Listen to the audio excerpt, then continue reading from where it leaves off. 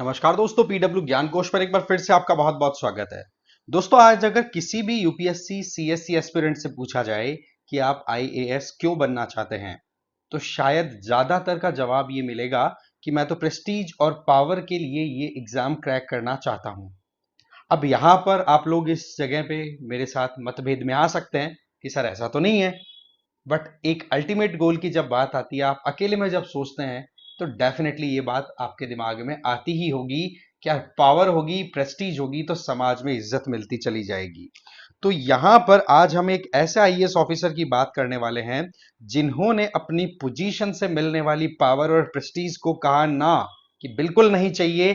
कितनी ही luxury life चाहे government के फंड से मिल रही हो, मुझे वो भी नहीं चाहिए। इवन एक बार तो पद्म भूषण अवार्ड तक देने की बात हो गई थी इन आईएएस ऑफिसर को, तब भी इन्होंने मना कर दिया कि देखो जी, मैंने कोई खास काम थोड़ी ना किया है, मैंने जस्ट मेरी एक ड्यूटी कंप्लीट की है, जिसके बेसिस पर मुझे रिवॉर्ड की कोई जरूरत नहीं है। मुझे मेरा काम करना था, मैंने किया, दैट्स इट।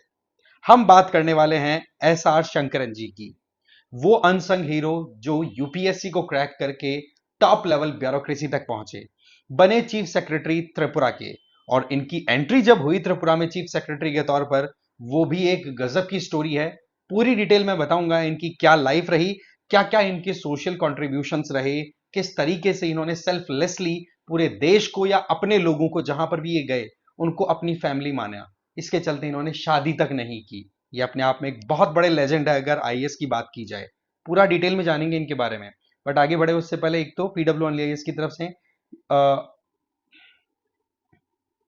आगे बढ़े उससे पहले एक तो आप मुझे फॉलो कर सकते हो इस क्यूआर कोड को स्कैन करके। और पीडब्ल्यू आईएएस की तरफ से यूपीएससी फाउंडेशन कोर्सेज रन कराए जा रहे हैं, जिसमें संकल्प 2027 है इंग्लिश और हिंदी में, टाइटन 2026 है इंग्लिश में, प्रहार 2026 है इंग्लिश और हिंदी में। इनमें आपको लाइव एंड रिकॉर्डेड क्लासेस मिल जाएंगी। साथ ही साथ जीएस के अलावा इसमें सीसैट भी है। एमसीक्यूज और मेंस आंसर राइटिंग डेली होगी। और जीएस की जो आपकी बुक्स हैं, पीडीएफ है, वो भी आपको दी जाएंगी, जिससे कि आप सेल्फ स्टडी अच्छे से कर सके। एडमिशन बिल्कुल ओपन है, डिटेल्स डिस्क्रिप्शन बॉक्स में दी हुई है। तो यहां पर जब हम बात करते हैं एस आर शंकरन जी की, तो ये वो इंडिविजुअल है जिन्होंने गवर्नमेंट के द्वारा दिए हुए व्हीकल्स को भी ज्यादा तवज्जो नहीं दी। जो लग्जरी दी सरकार ने उसको भी ध्यान में नहीं रखा।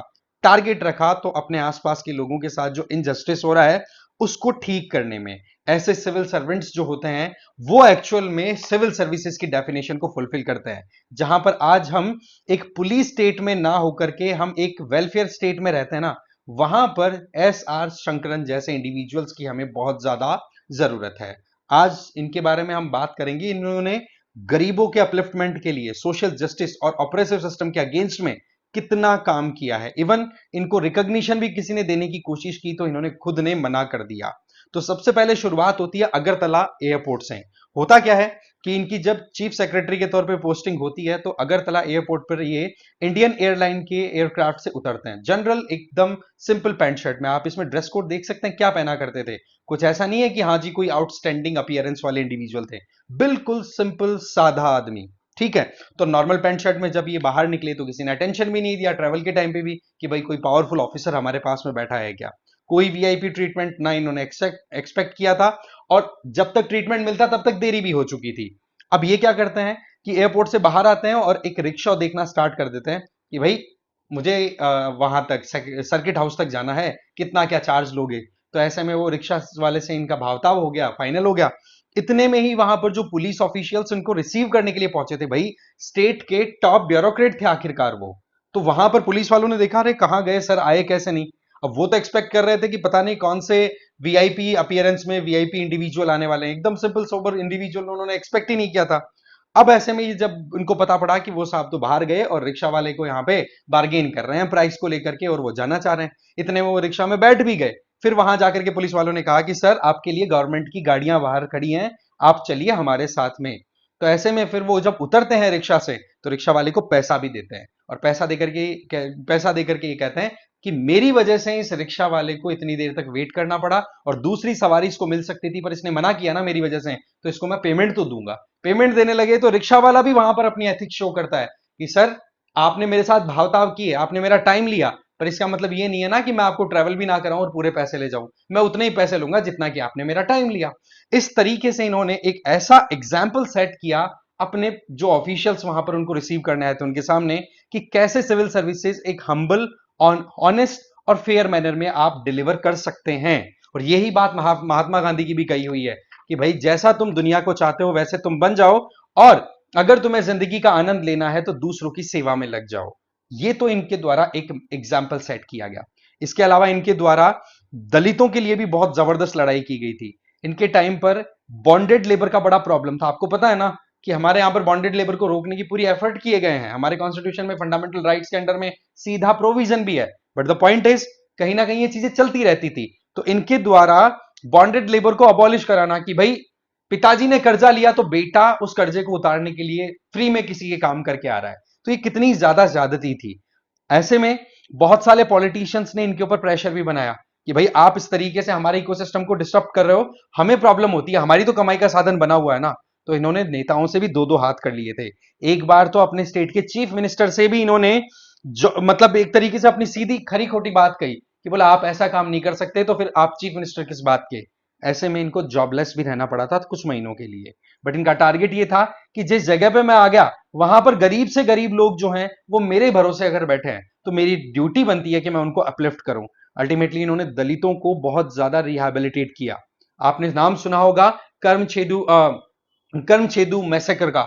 उसमें दलित्स को बहुत ज्यादा परेशानी हुई थी, तो उस टाइम पर इन्होंने बढ़ चढ़ करके दलितों को आगे बढ़ाया। और इवन इन्होंने जब रिटायरमेंट हो गया ना उसके बाद में दलितों के बच्चों को अपने पेंशन के पैसे से पढ़ाया था। इतना ज्यादा ओपन माइंडेड ये इंडिविजुअल हुआ करते थे। रिटायरमेंट के बाद में इनके पास में ऐसा नहीं था कि आज के टाइम पे जो आईएएस ऑफिसर रिटायर होते हैं तो करोड़ों की जमीन, करोड़ों की प्रॉपर्टी लेकर के चलते हैं। और एक टैग बड़ा इंटरेस्टिंग चल रहा है कि 450 500 करोड़ रुपए के अगर एक आईएएस ऑफिसर ने नहीं कमाए तो क्या कमाया, इस तरीके की बातें होने लग जाती हैं। उनमें ये एक ऐसा सितारा रहे जिन्होंने मार्जिनलाइज सेक्शंस को आगे बढ़ाने की कोशिश की, डेवलपमेंट में इक्विटी इंश्योर करने की कोशिश की, और जब कभी भी कोई इशू आता था तो ये हमेशा कमजोर के पक्ष में खड़े रहते थे। इनके ऊपर एक बुक भी लिखी है, हनुमंता राव करके एक इंडिविजुअल हुआ करते थे, है ना। आप कह सकते हो प्राइम मिनिस्टर या फिर प्रेसिडेंट एडवाइजरी कमेटी के मेंबर हुआ करते थे। उनके द्वारा इन पे बुक लिखी कि भाई किस तरीके से उन्होंने मार्जिनलाइजेशन, डेवलपमेंट और रेजिस्टेंस के ऊपर काम किया था एस आर शंकरन जी ने। इनके द्वारा यह कहा जाता था कि मैं मेरी ड्यूटी के लिए यहां पर काम कर रहा हूं। 2005 में इनके कामों को रिकॉग्नाइज करने के लिए प्रेसिडेंट साहब की तरफ से पद्म भूषण अवार्ड भी अनाउंस किया गया। पर इंटरेस्टिंग चीज क्या होती है कि जब इनको ये अवार्ड रिसीव करने जाना होता है ये नहीं पहुंचते। फिर बाद में इनका जो होम स्टेट है वहां के गवर्नर को प्रेसिडेंट साहब की तरफ से ऑर्डर आता है कि आप जाइए और एस आर शंकरन जी के घर जाकर के अवार्ड दो। घर गए तो उनकी आंखें फटी की फटी रह गई। घर कैसा, एक छोटा सा कमरा, कमरे के अंदर अपना खुद का केरोसिन से चलने वाला गैस, अपने वाला स्टोव, बाथरूम टॉयलेट जो भी था वो बहुत दूर जिसके ऊपर छत तक नहीं थी। सोचो एक चीफ सेक्रेटरी इस तरीके की लाइफ जी रहे थे। और उनसे जब पूछा तो एक ही चीज कि भाई मेरी दुनिया, मेरे लोग ऑलरेडी बहुत सारे हैं। शादी की बात पूछी जाती तो एक ही चीज कहते थे कि भाई मेरी फैमिली इतनी बड़ी है, शादी करके मैं मेरी फैमिली को छोटी कर लूंगा तो मैं फिर जिन लोगों पर काम करना चाहता हूं उनके लिए कुछ नहीं कर पाऊंगा। ये बातें शो करती हैं कि कितना सेल्फलेसली सर ने काम किया था। और इनकी सिंप्लिसिटी, बताया जाता है कि जब किसी के सामने खड़े हो जाते थे ना तो किसी की जबान तक नहीं खुलती थी, इतना ज्यादा सिंपल मैनर में अपना काम किया है। कोई शो ऑफ नहीं, कहीं पर प्रेस्टीज और पावर के पीछे भागना नहीं। आज जमाना क्या हो रहा है, सब लोग अपने फेम और प्रेस्टीज और अपने रिकॉग्निशन के लिए रील्स बना रहे हैं। नो डाउट इसमें पब्लिक अवेयरनेस का एक कॉन्सेप्ट है, बट ज्यादातर लोग एक फेम के साथ कनेक्ट होते हुए दिखाई पड़ते हैं। इन्होंने साइलेंटली अपना काम किया। क्या ऐसे आईएएस ऑफिसर या आईपीएस ऑफिसर्स या ओवरऑल सिविल सर्वेंट्स दिखाई पड़ते हैं? अगर आपने किसी को देखा है तो कमेंट करके जरूर बताना। बाकी ये अपने आप में अनसंग हीरोज में शायद सबसे ऊपर लिखा जाने वाला नाम है एस आर शंकरन। इस वीडियो में इतना ही था। Thank you very much.